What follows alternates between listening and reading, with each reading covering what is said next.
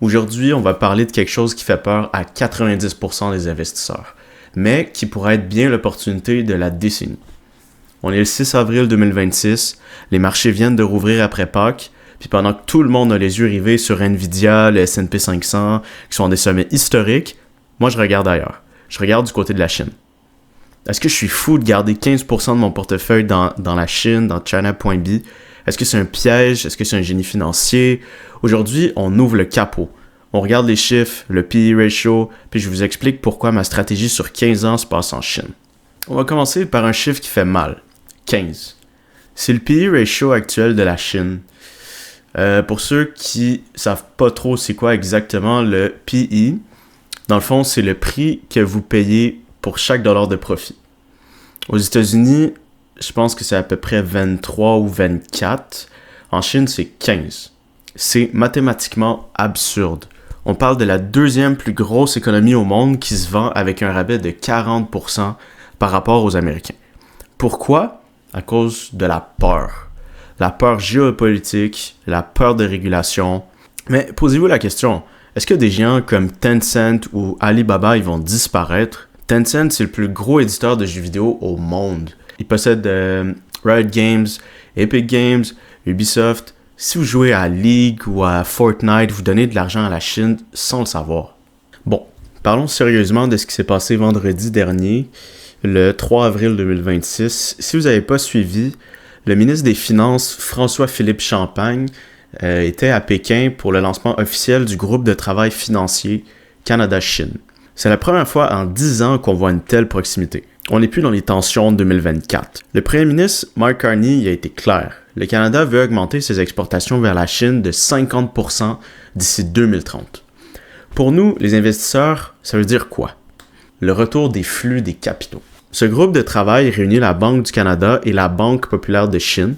Il parle de stabilité financière, de lutte contre le blanchiment, mais surtout de flux de capitaux transfrontaliers. En gros, ils sont en train de construire l'autoroute financière qui va permettre aux institutions canadiennes d'investir plus facilement là-bas et vice-versa. On parle d'investissements directs chinois qui pourraient atteindre 100 milliards au Canada d'ici 5 ans. Aussi, regardez le secteur des véhicules électriques. Le Canada vient d'accorder un accord de 49 000 véhicules électriques chinois avec un tarif réduit à 6,1%, loin du 100% qu'on voyait avant. Si le Canada ouvre ses portes à BYD, à MG, à d'autres compagnies chinoises, ça envoie un signal. On a besoin de leur technologie pour notre transition verte. Le marché chinois y a été délaissé pendant des années.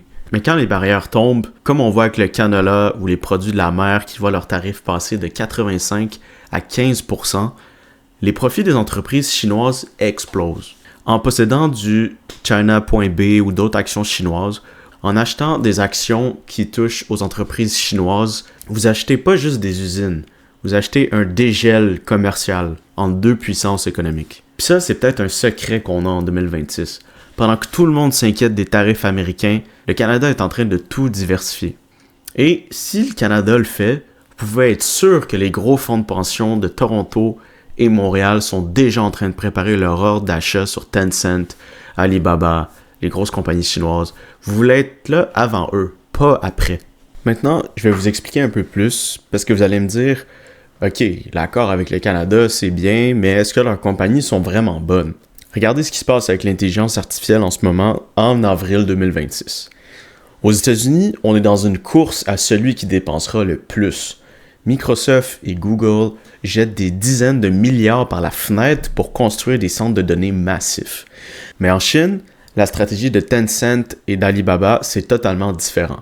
Et c'est ça qui est fascinant pour nous comme investisseurs. Au lieu d'essayer de battre les Américains sur la puissance brute, les Chinois misent sur l'efficacité. Tencent vient juste d'annoncer qu'ils allaient doubler leur investissement en intelligence artificielle cette année, mais pas pour faire des robots qui parlent. Ils font pour leur écosystème de WeChat. Ils sont en train de créer des agents IA qui gèrent les paiements, les réservations et le service client pour des millions de PME. Ça, c'est de l'intelligence artificielle monétisable tout de suite. Pendant que Silicon Valley attend de voir quand que l'intelligence artificielle va enfin rapporter de l'argent, Alibaba Cloud a grimpé de 36% dans les 3 derniers mois parce qu'ils ont déjà intégré l'intelligence artificielle dans leur logistique. Ils utilisent déjà de l'intelligence artificielle pour livrer des colis plus vite que n'importe qui sur la planète. Puis voici le chiffre qui va vous faire réfléchir. Le coût de développement de l'intelligence artificielle en Chine est environ 3 fois moins cher qu'aux États-Unis. Pourquoi? Parce qu'ils ont un accès massif aux données, puis une main-d'œuvre ultra qualifiée qui coûte beaucoup moins cher. Fait que quand vous achetez du S&P 500 chinois, vous achetez pas juste une économie en croissance. Vous achetez des entreprises qui ont appris à faire plus avec moins. Et dans un monde où l'argent devient de plus en plus cher à cause de l'inflation, à cause de whatever qui se passe, l'entreprise qui sait être efficace, c'est elle qui gagne à la fin. Pour ça que mon pari sur Tencent, c'est pas juste un pari sur la politique, c'est un pari sur la technique des Chinois. Mais attention, je vous dis pas de mettre 100% de votre argent là-dedans. Ça serait du gambling. Mais moi, mon portefeuille, j'essaye de bien le balancer. J'ai 50% dans VFV, le S&P 500 américain, puis j'ai le 15% de la Chine juste pour le petit boost. Comme je l'ai déjà dit, j'ai 25 ans, mon objectif 2040, j'ai encore 15 ans devant moi. Si la Chine elle stagne pendant 2 ans, je m'en fous. Parce que je sais que sur une décennie, l'économie elle va toujours rattraper la valeur réelle. Puis tout le monde sait, c'est buy low, sell high.